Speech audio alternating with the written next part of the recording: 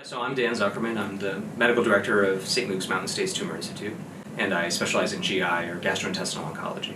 I stepped in as the director of MISTI about 6 years ago, and one of the greatest things out of that was learning about the relationship that the Brian Olson Memorial Golf Tournament has with MISTI, and been doing this for now 18, 19 years, and I still remember my first year coming to the tournament and seeing how much excitement and participation there was from the community in both remembering Brian Olson and who he was, and frankly generating money that would that people would donate to MISTI that we could use to help people who couldn't afford screening for colon cancer. Will now be using some of this money directly for research funds to help answer this question of why are so many young people getting colorectal cancer, and it'll enable us to have our patients and even healthy volunteers in our community contribute to this literally international study.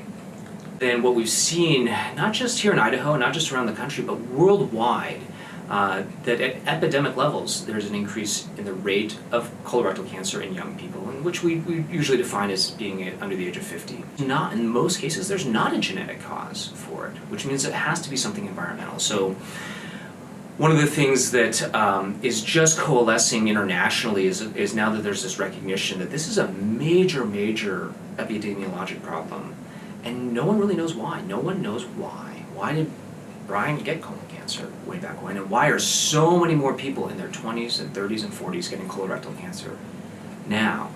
And so now there's actually the beginning of the first organized international collaborative to study this question. And what specifically, in terms of what does this mean for people in Idaho, what does this mean for people in our community, it's the fact that people here in Idaho who unfortunately who are being diagnosed at a young age with colorectal cancer will now be able to participate in this what's called a prospective longitudinal cohort study, submit samples and contribute to the science and knowledge so we can get to the bottom of this. It's the third most common cancer, colorectal cancer. It's obviously has to deal with our stool and our bodily function, and it's not something people like to talk about, but it is.